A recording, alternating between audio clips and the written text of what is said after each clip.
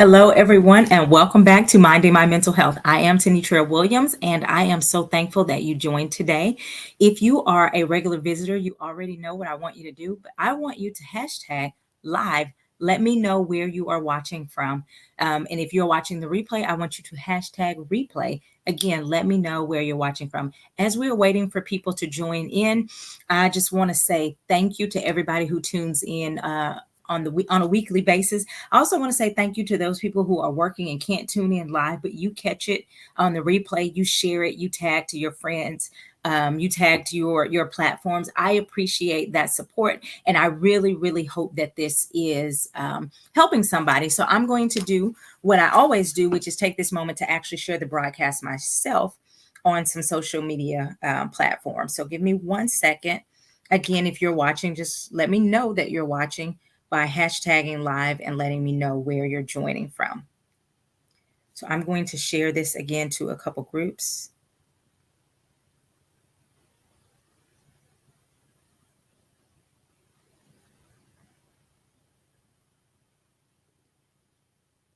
I'm going to share it to my story, and I would encourage you to do the same. Share it to your story, tag some friends. And this is one of those topics that it literally can talk about any of us, because we all can learn about the power of vulnerability. So it's not just a specific population of people. So tag everybody you can think of, but particularly people that may struggle with kind of letting their guard down, people that may struggle with keeping their defenses up and always on guard. I want you to tag your people. Hey, Kim, how are you? I miss seeing you at the gym.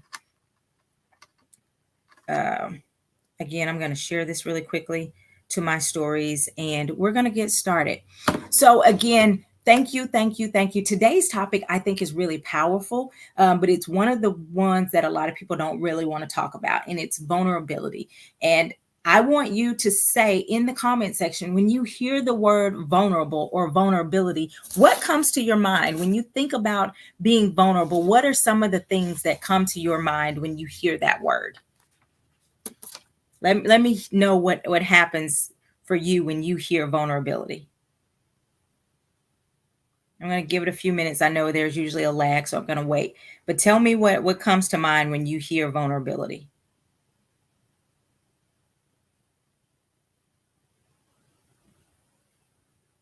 Being weak. Yep.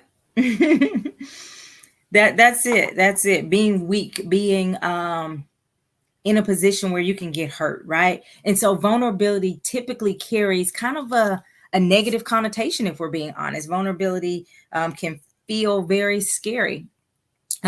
So a position of weakness, or again, being exposed to danger in some way. That's what a lot of people think and feel when they're talking about being vulnerable. But vulnerability, according to the dictionary, vulnerability is the quality or the state of being exposed to the possibility of being attacked, harmed, either physically or emotionally. Now, think about that.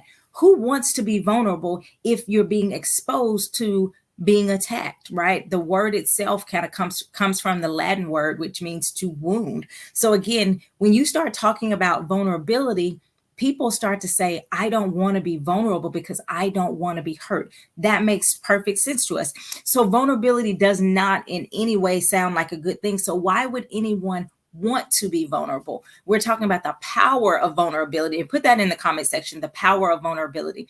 If vulnerability is so scary, why would someone want to do it? We're going to talk about the reasons that it's important for us to be vulnerable. And the main reason is because vulnerability is paramount. It is paramount for us to have human connection. Vulnerability is paramount for us to create beautiful connection. And the positive emotions that we desire, such as love, acceptance, being valued and appreciated, all of that begins to come from those moments of vulnerability, right? Sometimes have you ever been in a situation where you wanted to break down, but you felt like, I cannot do it. I have to be strong for other people, right? That is when we are pushing down that vulnerability. Those are those moments where we say, I have to be strong. I can't be vulnerable in this moment. Vulnerability actually in a healthy relationship can be super powerful. Admitting that you need help. Admitting that you are crazy about your husband or your wife, admitting that you were wrong, admitting that you are insecure and you're scared. All of those things, again, are scary because we don't ever want our admission of those things to be used against us, to be used to harm us in any way. So, being in that vulnerable space is scary, but it also opens the door for amazing connections. It opens the door for amazing connections. Go ahead and put amazing connections. Connections are cool, but honestly, especially in the pandemic, I think it was highlighted during the pandemic, but people really began to see that a lot of people really don't have deep connections in their relationships. Many people don't have a lot of relationships. But it is imperative and crucial for us as human beings that we create not just relationships and connection, but deep connection is so important. Research actually shows that connection for humans is just as important as food and water. Now, think about that. We don't hear about that often, right? In our society, it's do for yourself, handle your business, forget everybody else, right? But research shows that connection is just as important for us as food and water. There was research back in the about the 50s and the 60s from a man named Harry Harlow. And he had monkeys and he did several different experiments. And we're going to kind of talk about it in detail a little bit. Basically, he took the monkeys away from their parent or their mothers and raised them in a laboratory setting. Now, again, this was in the 50s, 60s. These types of experiments, this particular one, it would not be allowed under ethical guidelines and stuff like that today. But it's important that we can learn from what happened here. So he took the monkeys, put them in separate cages from their peers, and basically he socially isolated these infant monkeys, and the monkeys showed amounts of disturbing behavior. They would just stare blankly into space. They may just circle their cage. They had problems with engaging. They would even harm themselves. Now, think about that. They would even harm themselves. When the isolated infants were reintroduced into the group, they were often unsure of how to interact with other people. They stayed away from the group. And a lot of them even died because they refused to eat because they had probably so much anxiety, different things. And we don't know for sure, but we do know that even when they did this, before they did this particular one, they had where monkeys were in a cage and they would simply put the food in there and those monkeys died. All of those that didn't have any type of interaction would die. So even without complete isolation, though, where they just separated from the peers and then they would reintroduce, the infant monkeys raised without their mothers developed social deficits, showing reclusive tendencies. And so what happened was he decided to say, let's do a little more research, right? And stick with me. I know this may sound, for people who don't like research kind of stuff, it may sound boring, but stick with me for a minute. So he started to say he was interested because some of the monkeys would cling to their cloth diapers. They had an attachment to their cloth diapers. So he made basically a new experiment. And based on this, he designed his now famous surrogate mother experiment. And in this study, he took baby monkeys from their biological mothers and gave them two surrogate monkeys or two surrogate mothers, and says surrogate is in quotations. One was made of wood and wire, and one was made of things that were softer. So it was covered in foam and terry cloth. So it was a softer feel for those monkeys. The infants that were assigned to one of two conditions. In the first one, the wire mother had milk in the bottle, and the cloth mother did not. And in the second condition, the cloth mother had food while the wire mother had none. But in both situations, now listen, in both situations, he found that the infant monkeys spent more time with their terry cloth mother than they did with the wire mother. When only the wire mother had food, the babies would go over there, get the food, or the monkeys would go over, get the food, and then go back to the terry cloth. Now, mind you, neither one of these were actually I was gonna say human. Neither one of these were actual monkeys, but they were connecting to something because it felt safe. Now, here's where the interesting part is.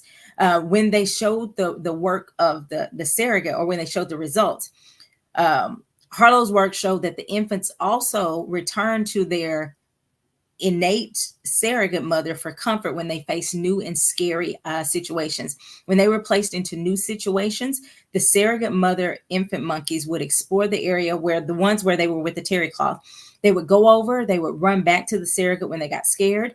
They would go out and they would look for adventure. They were willing to explore, but if they got scared, they'd go back. When a surrogate mother when they didn't have that surrogate mother, those monkeys, when they went into new situations, they would be terrified to try new things. They would be paralyzed with fear. They would huddle in the back and just suck their thumb. Loud noises would scare them. They would have emotional outbursts. So without the surrogate mother, the infants would cower in fear, but with the surrogate mother, they were able to have social interaction. So again, what does this begin to show us about our human behavior? Now, this was done with monkeys, right? We could not do that experiment with humans. But what it begins to show is that connection gives us courage. Okay, put that in there. Connection gives us courage. When these monkeys felt, I have a safe place to go back to, they were willing to venture out. When they knew they had a safe place to venture out. And this is where a lot of the attachment work started to develop, right? But again, it gives us a small glimpse into the power of connection, because the monkeys felt they had a safe place to return. They were open to confront new situations. In other studies, it shows the importance, again, of us being able to connect. Our connection is literally a part of our survival.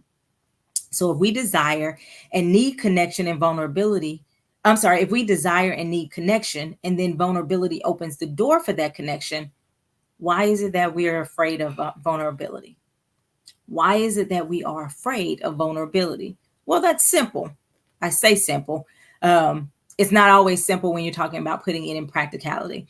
But the reason we are so afraid because we fear disconnection, or we fear shame as a result of the fear of the disconnection, right? So we are afraid to be authentic because we are afraid that if people see us in our authentic self with our flaws, if they see us for who we are, they will reject us.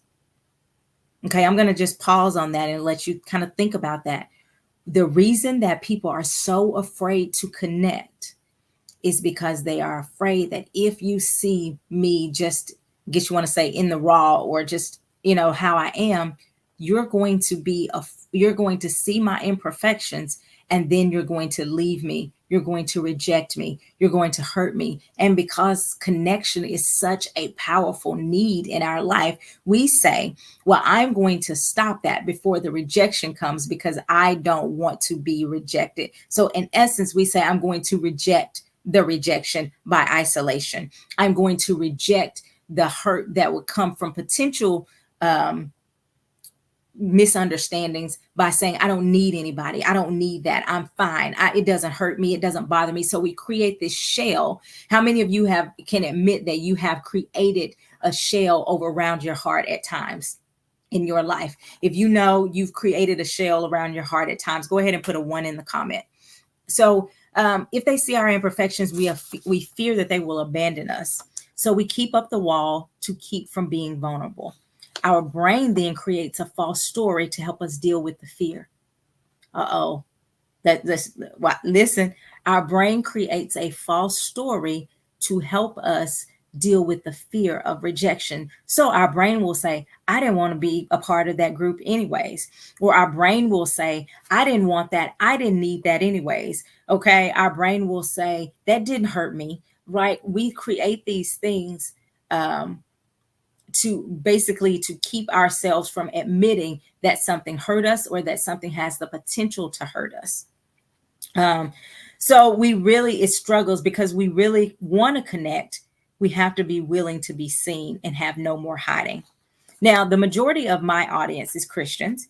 So let's talk about it just for a minute from a biblical perspective of where you start to see this fear of vulnerability or this fear of rejection show up for the first time in the Bible. So in the Garden of Eden, Adam and Eve ate the fruit. Then they recognized that they were naked. Okay, so stay with me. Adam and Eve eats the fruit, which was a disobedience from what God had told them to do. But then they had this aha epiphany moment, I guess you want to say, of now I am naked.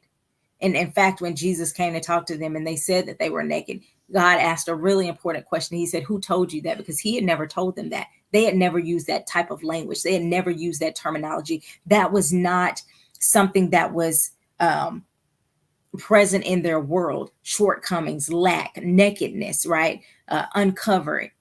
That was not something that was a for them. It was much like a dog. Your dogs don't care that they don't have clothes. They don't see themselves as unclothed. They just see themselves as being. Well, humans were like that, right? But then when they ate of the fruit, their consciousness was awakened to the fact that they had flaws or that they were naked, right? So they recognized that they were naked, and this is again the first time that they start to see their shortcomings. Once they recognized that they were naked, what did they do? They sewed clothes to try to cover it, but then they hid. So we see very early in the human experience that they still wanted to be connected to God, but because they were so afraid of uh, getting in trouble, they were so afraid of being rejected or disconnecting that they hid. And so here we see the entrance of the fear of vulnerability. Does this make sense? Y'all talk to me in the comment section. Talk to me. Let me know what some of the things are coming up. They could have chosen a different response. They could have said, "Uh-oh, we messed up. I don't know what this is, but I feel uncovered. We need to talk to God about this. We need to go to him and say, we ate that fruit. You told us not to, but now we're having some feelings, some insights that we don't like. What do we do about it?" But instead, they hid. That's literally the same things we are doing today. When we recognize something that brings insecurity in our lives, we don't want to say, "Hey, I see this thing and I need help with it." What we want to do is try to mask it. So we put on our mask and we pretend that it's not there. Or we put on our mask and we pretend that we don't need anything. We put on our mask and we just go out and we behave as if no one can tell we're wearing a mask. Tell your neighbor, your virtual neighbor, "We can see your mask. We can see your mask." And the problem is when we see the mask, um, when we see the mask, we don't know how to interact with you because we don't know the real you. That's the power of vulnerability, right? Because when I know the real you, I can interact with you, and I'm not interacting with a mask. I'm not interacting with a facade or a different type of persona, right? So Brene Brown, who is one of the probably leading researchers and speakers on the topic of vulnerability, and she does a lot of work with shame. I really, really like her teachings, right? So Brene Brown says that people who have a strong sense of love and belonging believe they are worthy of it. They believe that they are worthy of the love and belonging. The fear of not feeling worthy or of connection keeps us from being connected. That is one of the things that she says. The fear of not being worthy of the connection keeps us from being connected. Why is that? Because I'm so afraid that I'm not good enough for the connection that I won't allow myself to be vulnerable enough to create the connection, which thus reinforces this untrue narrative that we're telling ourselves. So, in order to be vulnerable, it's going to take three things. Now, I'm not saying this is the totality of everything, right? But it's going to take these three things. Go ahead and tag a friend. If you are watching this, tag a friend, tag somebody. We got to get these people on here so they can hear this. In order to be vulnerable, it takes, number one, a willingness and strength to be and show up as who you are wholeheartedly. I'm sorry, let me read that again. A willingness and a strength to be and to show up as the person you are wholeheartedly. A willingness to be authentic. Authenticity does not mean that you have to share your business with everybody. It does not mean that you can't have boundaries in your life. I'm just keeping it real. I'm just being authentic. That is not what it's talking about. It's a willingness to release the shoulds. I should, if I'm 35, I should already be married and have 2 kids by now. If I'm this, I should have graduated from here. If I'm this, I should have. And so sometimes we create these shoulds, or we take on other people's shoulds where other people are telling us we should have done these things or we should be in a different place. And so we can internalize those things. and not show up authentically because we feel like we're not good enough because we're not at this arbitrary place of the shoulds. So now authenticity is also not an excuse to refuse to grow. Authenticity is not an excuse to refuse to grow. That's just how I am. That's not about being authentic. That's even that response, that's just how I am, is actually a fear. That's just how I am says, I'm so afraid to be vulnerable and say, I see this thing about myself and I want to correct it. I want to heal from it. I want to change. We say, that's just how I am. Because if we say that's just how I am, we think that's going to back people off from actually seeing the real us and us being able to grow. Vulnerability allows us to grow. Vulnerability allows us to grow in a healthy space. But again, it does need to be a healthy space that you're being vulnerable in. And we'll talk about that. Some people think saying that's just how I am is being vulnerable, but in fact, it is not. For the believer in Jesus, being authentic is being willing to be who God created you to be. Go ahead and put that in there. For the believer, being authentic is being willing to be who God created you to be. Not just being willing, but being willing to walk it out, right? For the non-believer, the definition of authenticity is simply being genuine, being true. Jesus shows us vulnerability, and power at the same time, because vulnerability brings power. And that's what we're talking about today. Jesus shows us authenticity when he declared that he was the Son of God, even though it bothered religious leaders, even though it ultimately led to people saying he was committing heresy and led to them saying, crucify him. He stayed authentic to who he really was. There are going to be times in your life that people may not understand things about you. If it is something from God, you don't have to apologize for it. There are going to be times that people don't want you to stand in your true identity. Again, if that is something from God, you don't have to try to change it. You have to embrace who God called you to be. So the first step to being able to be vulnerable, again, is the willingness and the strength to show up as who you were created to be. Number two, you have to have compassion for yourself, and then you can show it to others. Notice I didn't just say compassion for others. Show compassion to yourself, and then that compassion can expand out into compassion for others. What does self-compassion look like? Saying, "Ooh, I made a mistake. Oh, I recognize that I did that because I was feeling jealous," right? And I'm going to go and apologize and just own that I didn't like that she got this or he got that. But I'm going to accept the responsibility, but I'm also not going to beat myself up and devalue myself in any way because I made a mistake. I'm going to learn from it, grow from it, but I'm going to still maintain the stance that I am. If, again, for the believer, I'm still the righteousness of God in Christ Jesus. If you're not a believer, you say, I'm still going to maintain the stance that I am worthy of being loved. I am worthy of connection. I am worthy of these things. So that's really important that we understand. You have to show yourself compassion. Is this helping y'all? Talk to me. Talk to me in the comments. Let me know if this is helping, if you're understanding what we're saying. So again, number one, you have to have a willingness to show up, be and to show up as your authentic self. Number two, you have to have compassion for yourself and others. Number three is you actually have to embrace vulnerability. You actually have to embrace vulnerability. That vulnerability is a place where I get hurt to a place where I can connect. Okay, so we have to shift from vulnerability is the place where I get hurt to vulnerability is the place where I can connect. Again, we are not talking about word vomit. We're not talking about somebody hurts you and you're walking around telling everybody about every hurt you had. That's not vulnerability. That's actually a lack of self-awareness. That's probably a lack of boundaries and a need for healing. We're not talking about telling everything to everyone. We're saying being able to be who you are is authenticity, right? So you must have a shift your identity of vulnerability from a place of where I get hurt to the place where I can connect.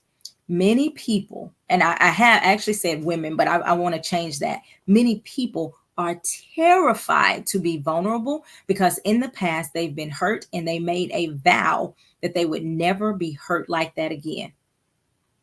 Okay. So if you've ever made a vow to, after a breakup or a divorce or a friend walked away or your mom did something, you said, I won't ever get hurt like that again. And you know that you've made that kind of vow. Go ahead and just lift your hands, put a 3 in the comments if you know that you've done that. So what happens is many people will make these vows and they stay true to these vows oftentimes, right? They say, I won't be hurt again. Now the problem with that is because you have put this wall up, it keeps the good things out too. So yes, maybe you don't get hurt like that again, but you also don't get the connection. You also don't get to feel the joy, because that connection is what really brings the outspring of the joy, the happiness. You've seen somebody, you can see somebody celebrating a good event in in their life, and you can feel happy, right? You can see someone on social media or on TV, and they're getting married or they're having their first child, and you're like, oh, I'm so happy for them. It's not a deep sense of happiness for you because you don't have the connection with that person. But if you are really connected with someone and you know their story and you are their friend, that level of connection brings out a deeper level of joy and excitement, right? Likewise, in our own lives, the deeper our connections, the deeper, the richer the joy, the richer the fulfillment is when we are seeing and experiencing these things in our lives. So I'm going to share a little bit about my own story and my struggle with vulnerability and how I had to shift my mindset in 3 areas to really be able to, I guess, kind of overcome that. So, for as long as I can remember, I never, ever, ever wanted to look like a fool. Okay. I never, ever wanted to look like a fool. That was my big thing. I can remember back in early school, like if I'd have a crush on someone, I was like, I'm not going to tell them that because I'm not going to look like a fool. Now, I don't know if that was my word choice at that age. Probably not. I just said, I'm not going to be. Ultimately, I did not want to look like a fool. So that's been such a part of me for so long. I had to actually do some I guess kind of reevaluation and some therapy myself to explore where did that come from. And so as I started to explore, I started to recognize some things from early childhood. So my father was not an active participant in my life growing up. Okay. I had a great grandfather. I had amazing uncles and cousins and aunts and an amazing mother. And I had great relationships with these people. But my father, my biological father, was not an active participant in my life when I was younger. And I remember thinking, that's fine. If he doesn't want to be a part of it, that's fine. I'll just be fine without him. Okay. So the first thing that I did was to automatically say it. I didn't acknowledge that it hurt me. I just said, I'll be fine without him. It was this kind of mentality of I'll show him I don't need him. Right. And so again, early on, sometimes these things happen and we create these protection narratives in our brain, or what we think is protection narratives in our brain, that we carry with us subconsciously for the rest of our lives if we don't deal with it. That's why you guys know I'm an advocate for getting therapy, because we can bring some of that subconscious to the conscious and we can begin to make different choices and recognize maybe there is a script going in the background of your mind that is excuse me, guiding the way you move without you recognizing why you're moving the way you're moving. So again, very early on, I created this idea of if he doesn't want to be a part of my life, that's cool. I don't need that. I got other people that love me and I'll be fine without him. In fact, I'm going to be so fine. I'm going to, and so it also began to create kind of this perfectionism of I need to get it right because I need to show him and even prove to myself that him not being there didn't hurt me. I wanted to be able to say, maybe he wasn't there, but it didn't stop me from this, and it didn't stop me from this thing, right? And so we started to have this struggle with being able to say, hey, no, he wasn't there, and I was affected by that, that hurt me, that impacted me in some way, even if I couldn't clearly articulate it. So again, I kind of carried that kind of mentality through my life. Now this sounds great, but it never really, it sounds great in the sense of, well, you went on to be successful without him. Good job, way to go, right? But it never acknowledged the hurt that was there, and so that hurt just began to be a wall that I was creating and didn't recognize that I was creating. So again, unconsciously, I developed this idea that if someone rejected me, I would be fine without them. It wouldn't hurt me, and but it also stopped me from openly being. All right. So this showed up in friendships, it showed up in relationships. And so I had to learn three different mindsets that were needed to switch from that fear of vulnerability. So the first one, and I want you to put this in the comment: perfection is not required to be worthy of love and connection. Take a deep breath and say that out loud. Perfection is not required to be worthy of love and connection. What are y'all thinking and feeling when you hear that? So many times we have been taught that we have to check all the boxes. In Christianity, we've been taught you have to check the boxes. You need to pray this amount of time. You have to fast this much. You have to do this much. Perfection is not required to be worthy of love and connection, right? So if you believe that, now that's not truly what Christianity is about, but that's how a lot of people have interpreted things. If I'm not praying a certain amount, if I'm not reading my Bible a certain amount, if I'm not getting up at 5:30 a.m. to go into the second heavens or third heavens or whatever, if I'm not doing these things, if it doesn't look a certain religious way, I'm not worthy of being loved. I'm not worthy of this connection. But literally, what is the gospel about? Literally, think about this for a minute. The gospel is about saying you're never going to be able to meet this standard of perfection. You'll never be able to meet this standard of perfection, which is why I'm coming down. I am being God. I'm going to come down in the form of flesh to meet that standard for you. All you have to do is believe and receive what I've done for you, right? And then that makes you right with me. But when it's warped, we begin to see this. It has to be check marks. It has to be boxes checked of, I have to do these things. And so what happens? We have to release this mindset that perfection is required to be worthy of love and connection. It is not in your relationship. You don't have to be perfect. Not in your job. You don't have to be perfect. Not in your career, in any area. Perfection is not required. Now, we do want excellence, right? We want to continue to try to be better and to do things with excellence and with a great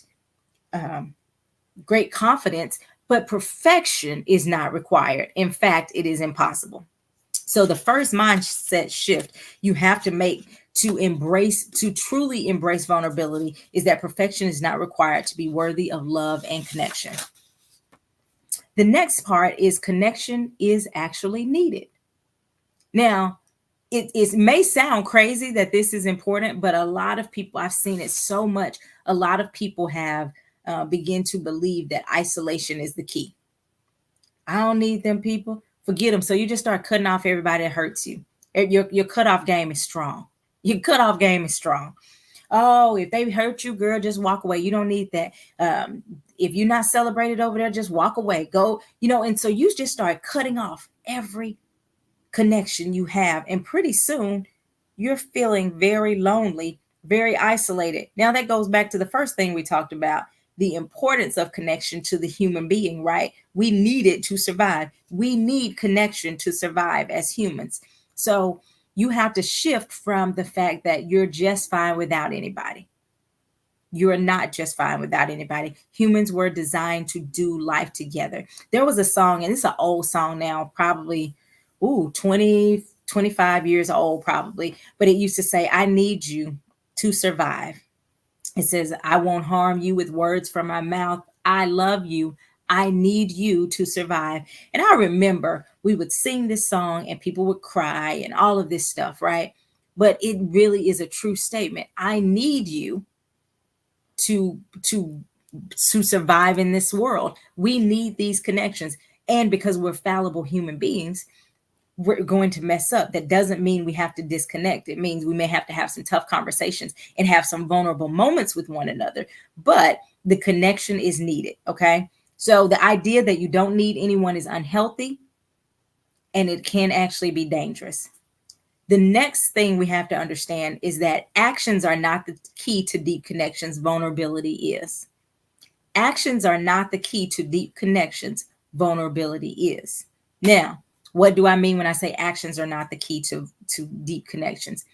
You just showing up for someone doesn't necessarily create a deep connection for you.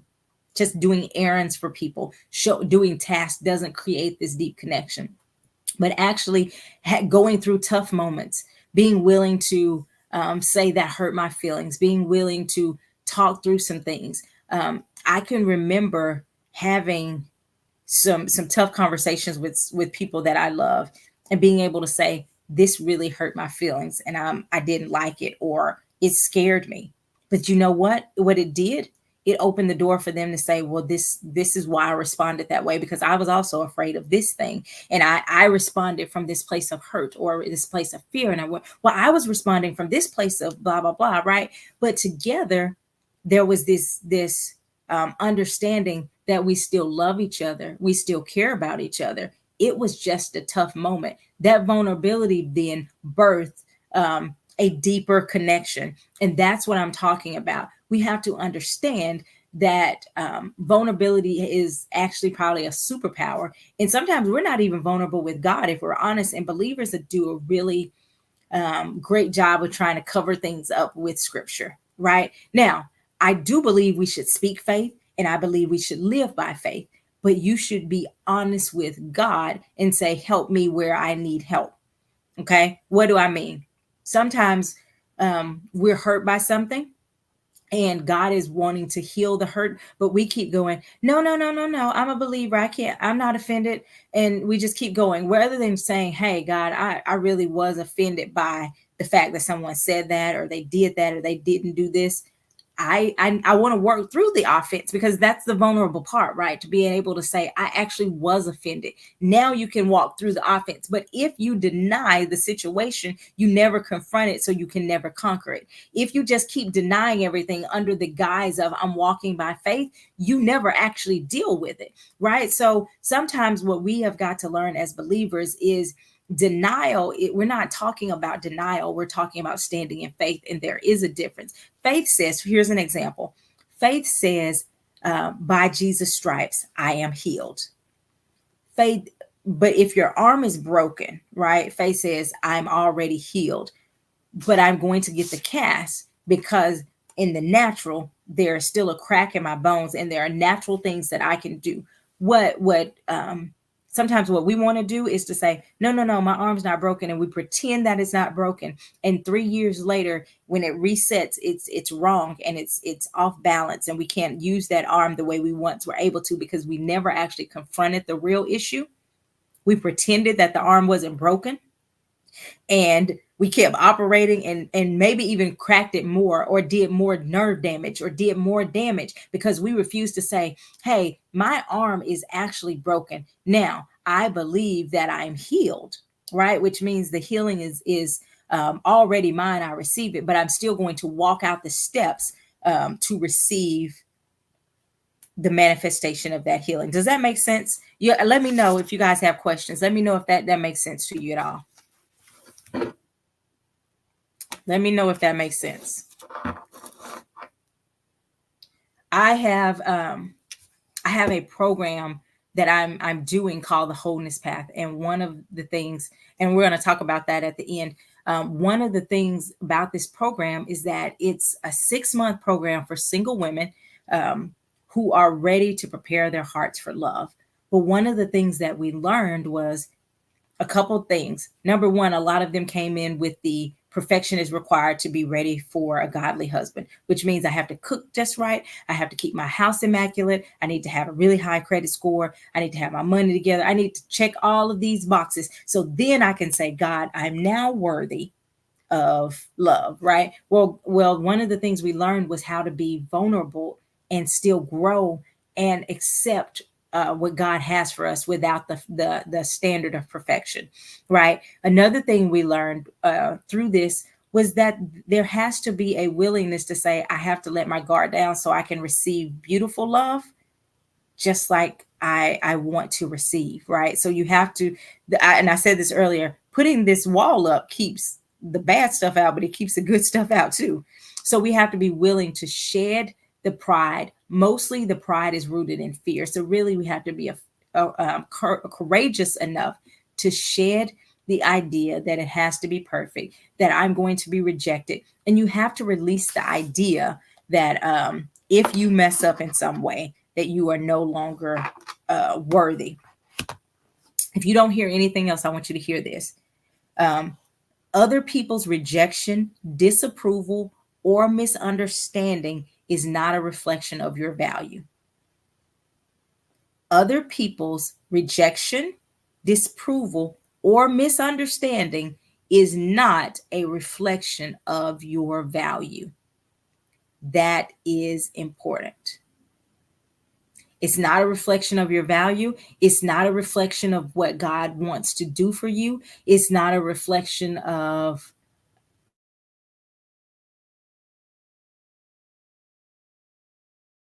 your misunderstanding, is not a reflection of your value. Put that in the comment section. Because if you don't leave with anything else, I want you to hear that. I want you to internalize that. So, and one of the things we talk about in the program is, well, what if I tell the guy this thing and he walks away or he leaves? That's okay. Right? That's okay if he doesn't see that value.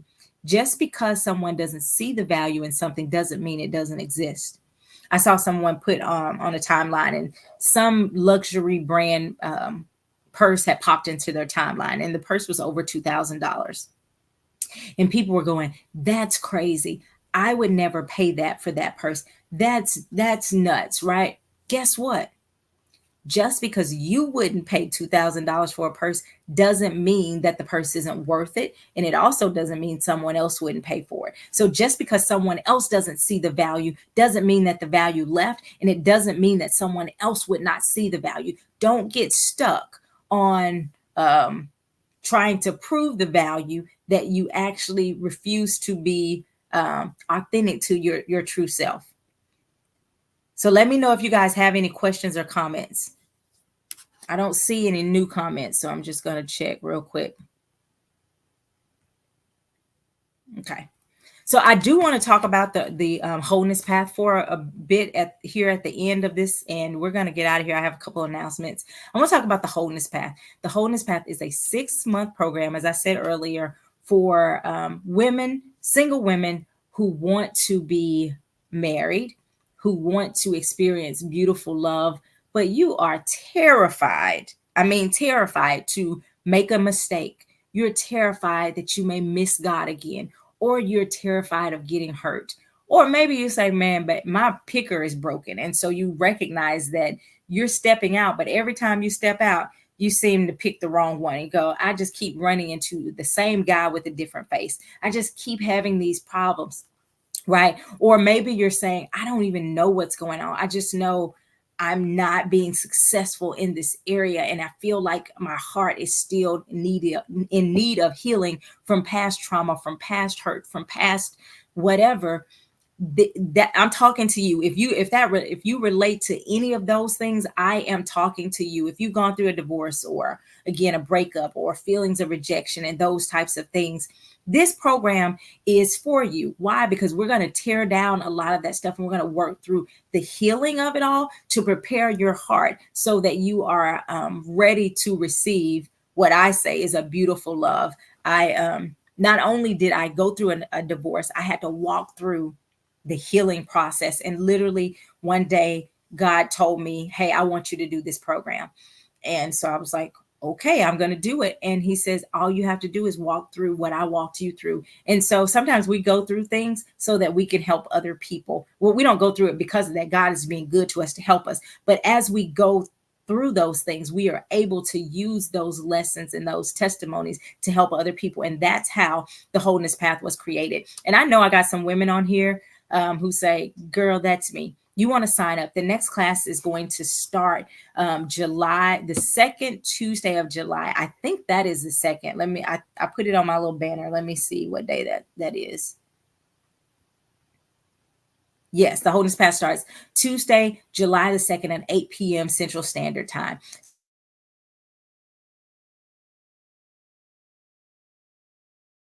Is for 6 months, so that allows us to really dig in and do some good work, right? So if you know that that's something you want to do, I'm going to see. I can't do it from the computer here. I can show it, but you can reach out to me. You can go to this website here and register. Again, 6-month program. It's only $97 a month, or 6 payments of 97. So if you start now and you go, well, it didn't start to July, you're only still going to pay your 6 payments. So that's all good. But again, you want to make sure that we're doing that. Not only are we healing, but we are growing so that you can begin to go out there and be willing to be authentic, to be willing to let your guard down in a healthy place, and to know when and where is a safe place, to be willing to show up as the person that you were created to be. So I know I have yeah, I was gonna say, I know I have a couple people from the Wholeness Path on. Miss Barbara says, I didn't realize how unopened I was until I got in the class. And that's the thing. Sometimes we don't even know. We go, oh, there are people literally praying for things that they are not open to receive. And that's what a lot of women realize, that when I've been praying, but my actions have been closing the door. I say, God, open the door, and then I'll go and close it. God, open the door, and I go close it. So we're tearing down a lot of those things, and we're preparing our hearts to be open to receive beautiful love. We're preparing our hearts to be able to recognize healthy love. We're preparing our hearts to be able to recognize what we truly desire, and to get clarity of what we want. So if that's something that you know you could benefit from, or if you know a friend that could benefit from it, tell them to go ahead and register now, because the next class is going to start in July. We have a Facebook community so that we're able to encourage each other, challenge each other, because I'm not afraid to challenge you and go, wait a minute, let's look at this thing, right? And so it's a safe place. It's a non-judgmental place, but it is a place where you're going to be challenged to grow, to look at yourself, to look at God, receive your identity from Him, and prepare that heart. We had one person to get married. One person got married. That was in the group. We have a couple people that have started actively dating in the group. And so we're really, really excited about what God is doing, because the truth of the matter is, you do have to be willing to be vulnerable, to be in a healthy, beautiful relationship. You have to be willing to let your guard down and not be so guarded, because that was the thing that I kept hearing on my own journey as I was dating before I got remarried. People kept saying, you're so guarded. You're so guarded. And I went, I don't feel like I'm guarded. I was like, Barbara, didn't even realize it. I was so guarded. When someone would talk about the future with me or talk about future plans, I would go, well, we'll see if you're still around by then. That was literally my response. We'll see if you're still around by then.